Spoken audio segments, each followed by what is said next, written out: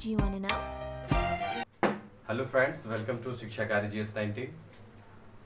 दोस्तों, मैंने 5 सितंबर को अपनी पहली वीडियो डाली थी शिक्षा दिवस के शुभ अवसर पर। और उस दिन मैंने ये भी बताया था कि मैं आपके जितने भी कॉम्पिटिटिव क्लासेस होते हैं उससे रिलेटेड जो भी विषय होते हैं मैं पढ़ाऊँगा, GS से रिलेटेड। तो उसी क्रम में आज ये मेरा पहला वीडियो है और ये हिस्ट्री से रिलेटेड है और हम लोग पढ़ेंगे इतिहास के विषय में। तो हम लोग इतिहास प्रारंभ करने से पहले सर्वप्रथम ये जानेंगे कि इतिहास क्या होता है। इति धन हास, इतिहास का संधि विच्छेद इति धन हास।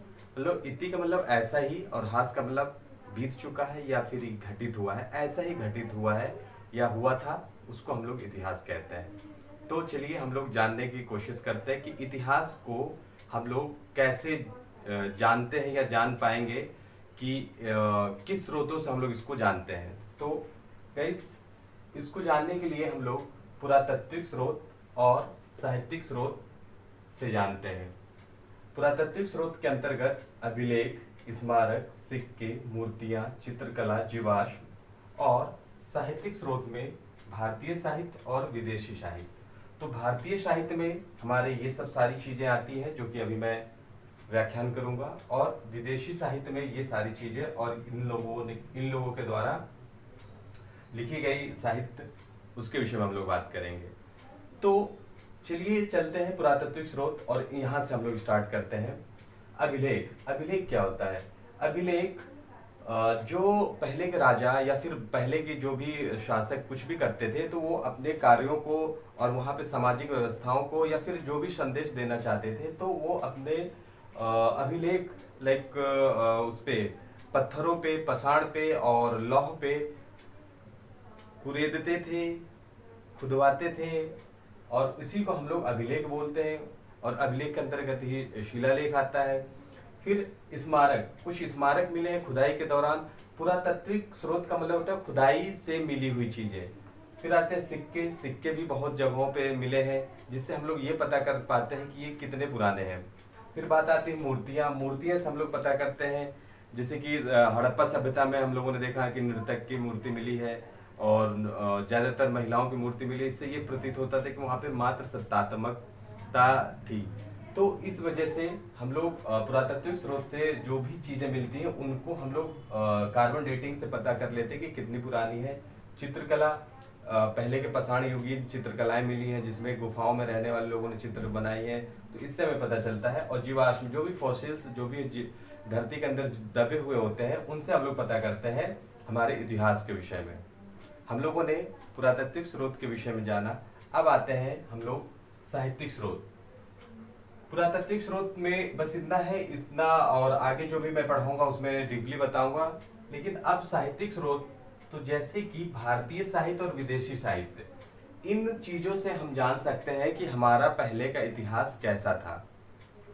उसमें कई हिस्से हैं, जैसा कि भारतीय साहित्य। तो भारतीय साहित्य की बात करें तो ये धार्मिक साहित्य, धर्मनिरपेक्ष साहित्य और संगम साहित्य। धार्मिक साहित्य जो धर्म से रिलेटेड पुस्तकें थी वो धार्मिक साहित्य के अंतर्गत आते हैं।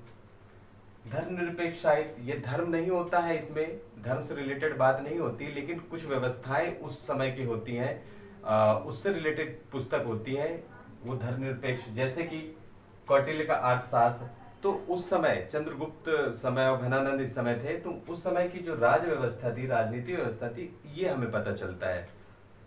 फिर आते हैं संगम साहित्य। संगम साहित्य, ये जो साहित्य है ये हम लोग दक्षिण भारत, उस समय 300 ईसा पूर्व से जो स्टार्ट हुआ था संगम साहित्य, उस समय की यहाँ पे जो वृत्तांत इसके अंदर दिए गए हैं, जो हम लोग वहाँ के जो कवि और उन्होंने जो लेखक जो लिखे हैं, वो इन साहित्यों के अंतर्गत मिलता है कि वहाँ की जीवन शैली कैसी थी। अब आते हैं बात कि हम लोग अभी विदेशी साहित्य की बाद में बात करेंगे, पहले बात करते हैं इन सब की।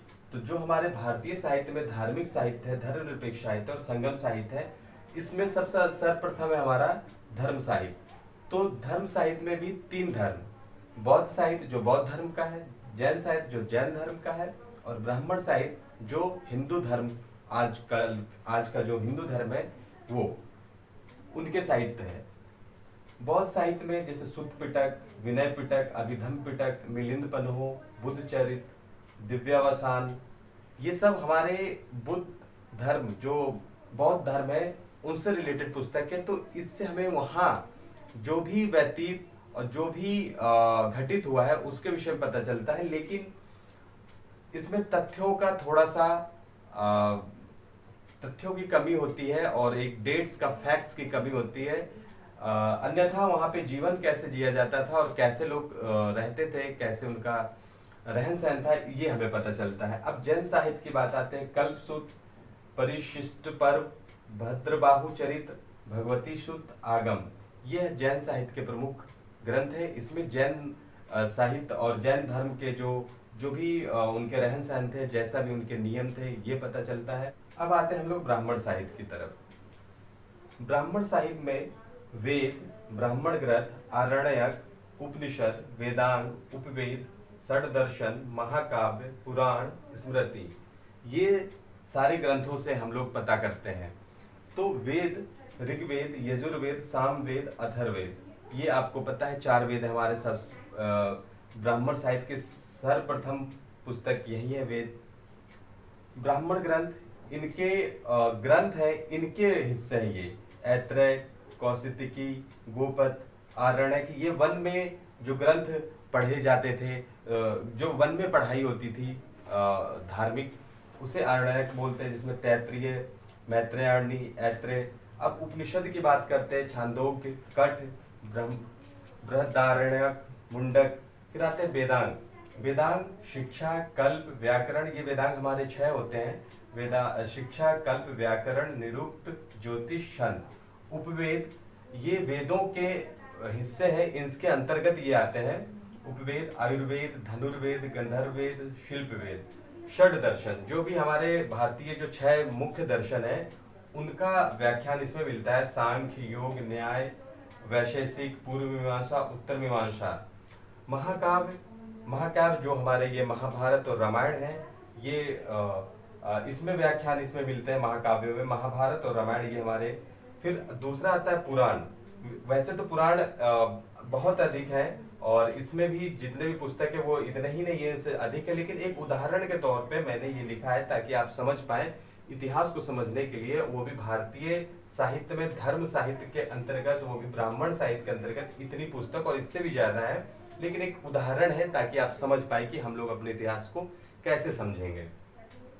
फिर पुराण, विष्णु पुराण, भगवत पुराण, गरुड़ पुराण, शिव पुराण इत्यादि। स्मृति की बात करें, नारद स्मृति, मनु स्मृति, याज्ञवल्क्य स्मृति। जैसे कि मनु स्मृति आज संविधान से पहले, संविधान बनने से पहले या फिर उससे भी पहले मनु स्मृति चलती थी, जिसमें कि 4 वर्णों का उल्लेख था, जो कि अब नहीं है।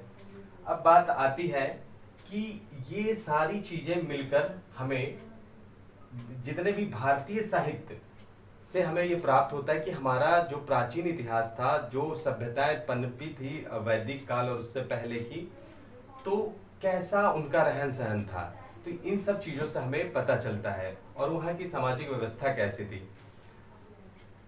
अब दोस्तों हम लोग बात करेंगे विदेशी साहित्य। विदेशी साहित्य जो विदेशों से हमारे देश में आए और यहाँ पे कुछ समय ठहरे, उन्होंने देखा कि किस प्रकार की व्यवस्था है और उस व्यवस्था को जाके अपने यहाँ पुस्तकें लिखी और उसमें बताया कि भारत ऐसा है, भारत में ऐसी व्यवस्था है। तो उसमें जो हमारे रोम एवं यूनानी यात्रियों के लेखन है, इसमें बहुत सारे और भी हैं, लेकिन मैं कुछ उदाहरण के तौर पे मैंने लिखा है। और आने वाले वीडियोस में मैं एक एक चीज को विस्तृत रूप में लिखूंगा। सारे धर्म और जितने भी ये साहित्य हैं सभी को मैं पूर्ण रूप से बताऊंगा कि कितने हमारे ग्रंथ होते हैं, कितने उपनिषद होते हैं, कितने ये महाकाव्य होते हैं, सभी को एक एक करके बताऊंगा। और हर धर्म का अलग, जैसे कि बौद्ध हो गया, जैन साहित्य।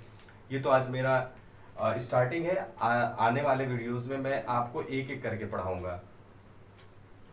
रोम एवं यूनानी यात्रियों के लेखन, जैसे टालमी हो गए, ये बहुत ही विद्वान व्यक्ति थे। फिर हेरोडोटस, ये इनको इतिहास का पितामह भी बोला जाता है। मेगास्थनीज, ये निकेटर सेल्यूकस के सेल्यूकस निकोटर के ये राजदूत थे जो भारत में आए थे चंद्रगुप्त मौर्य के राज्य में। फिर निर्याकस, एरिस्टोबुलस, फिर ये आते हमारे चीनी यात्रियों के लेखन जो इन्होंने अपने देश में जाके लिखा। फाहियान आए थे, ये फाहियान चंद्रगुप्त द्वितीय जो विक्रमादित्य जिनको बोलते हैं उनके राज दरबार में आए थे, और उनके उस समय की जो परिस्थितियां थी भारत की उन्होंने अपने पुस्तक में लिखा। हेनसांग हर्षवर्धन के उसमें आए थे राज दरबार में। इत सिंह ये एक व्यवसाय और एक तरीके से यात्री थे जो आए और आने के बाद फिर लौट गए और कुछ दिन तक रहे, और यहाँ की जो व्यवस्था थी इन्होंने अपने द्वारा बताया है। संयुगन ये। फिर आते हैं अरबी यात्रियों के लेखन जो अरब यात्री थे, जैसे अल-बरूनी हो गए, अबू रिहान हो गए, अल मसूदी हो गए, मार्को पोलो हो गए, ये सब हमारे अरब के यात्री थे। तो हम लोगों ने ये समझा कि इतिहास को जानने के लिए पुरातात्विक स्रोत, साहित्यिक स्रोत, और साहित्यिक स्रोत में हम लोगों ने अभी भारतीय साहित्य को पढ़ा और विदेशी साहित्य। तो ये सारी चीजों, ये सारे तत्व मिला के हम भारतीय और प्राचीन भारतीय साहित्य, प्राचीन भारत कैसा था ये हम लोग जानते हैं। तो ये तो आज था हमारा इतिहास को हम लोगों ने कितने भागों में विभक्त किया और कितने भागों से हम लोग जान सकते हैं और किन स्रोतों से जान सकते हैं, तो उनका विभक्तिकरण यहाँ करके हम लोगों ने देखा। और गाइस ये तो था हमारा आज फर्स्ट वीडियो पढ़ाई के उद्देश्य से और ये स्टडी के उद्देश्य से। अब आने वाले समय में मैं आपको इतिहास की पूरी पढ़ाई कराऊंगा, हमारे प्राचीन इतिहास से लेकर मध्य और आधुनिक इतिहास तक मैं सारी पढ़ाई कराऊंगा। और ये जो जितने भी वीडियोस हैं और जितने भी मैं डाल रहा हूँ ये आपको पीसीएस लेवल से लेके एनटीपीसी हो गया, आरआरबी, डी ग्रुप हो गया, किसी भी कंपटीशन एग्जाम के लिए बहुत ही महत्वपूर्ण है। तो गाइस आप लोग सब्सक्राइब जरूर कर लें ताकि आने वाले हमारे नोटिफिकेशंस आपको मिलते रहें और आप लाभ उठाते रहें। धन्यवाद।